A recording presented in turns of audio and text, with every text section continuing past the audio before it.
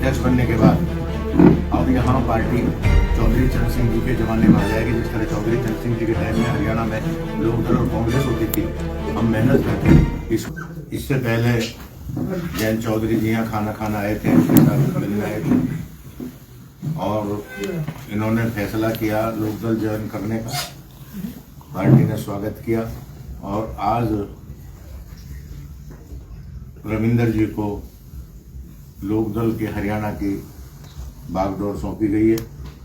मैं पार्टी का संगठन महामंत्री हूं और मेरा यही दायित्व है सारे देश में संगठन को मजबूत करने का। तो मुझे उम्मीद है कि रविंदर भाई के अध्यक्ष बनने के बाद अब यहाँ पार्टी चौधरी चरण सिंह जी के जमाने में आ जाएगी। जिस तरह चौधरी चरण सिंह जी के टाइम में हरियाणा में लोकदल और कांग्रेस होती थी, हम मेहनत करके इसको उस स्थान पर ले जाएंगे कि यहाँ गांव के लोगों को, किसानों को, नौजवानों को, सबको जोड़ेंगे इससे और इससे जोड़कर पार्टी को बड़ा बनाने का काम करेंगे। ये प्रोग्राम हमने किया। रविंदर माथुरी जिंदाबाद, रविंदर माथुरी जिंदाबाद, रविंदर माथुरी जिंदाबाद। साथियों, आज दो तीन चीजों की जो ज्यादा जरूरत है हरियाणा एक कृषि प्रधान प्रदेश है और हम लोग तो अपने बचपन में सुनते थे कि देशों में देश हरियाणा, जहाँ दूध दही का खाना। ये हरियाणा के बारे में आम चर्चा होती थी। हरियाणा में का नौजवान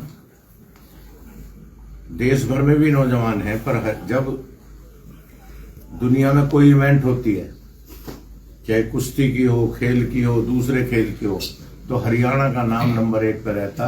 हरियाणा के नौजवान दुनिया में भारत का नाम बड़ा करते हैं और हरियाणा में बहुत संभावनाएं हैं। यहाँ अच्छी उन्नत खेती है।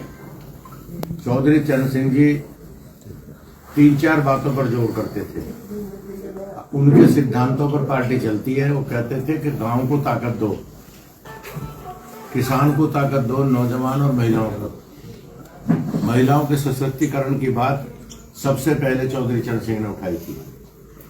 जितने देश के नेता आजादी के बाद हैं, उनमें अगर किसी ने ये सवाल खड़ा किया, एक जमाना था जब महिलाएं, गांव की महिलाएं खेतों में जाती थी शौच आदि निवृत्त करने के लिए, तो चौधरी चरण सिंह जी ने कहा कि सरकार में मांग उठाई कि महिलाओं के लिए गांव में अलग से शौचालय निर्माण किया जाए।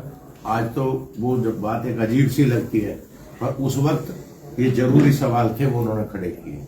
किसान के सवाल उन्होंने खड़े किए, गांव के सवाल। उन्होंने कहा गांव को सड़कों से जोड़ो।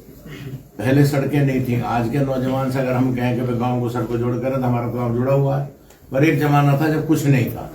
तो उन्होंने तमाम काम किए, पर आज भी गांव में अस्पताल है तो वहाँ डॉक्टर की जरूरत है, डॉक्टर है तो दवा की जरूरत है।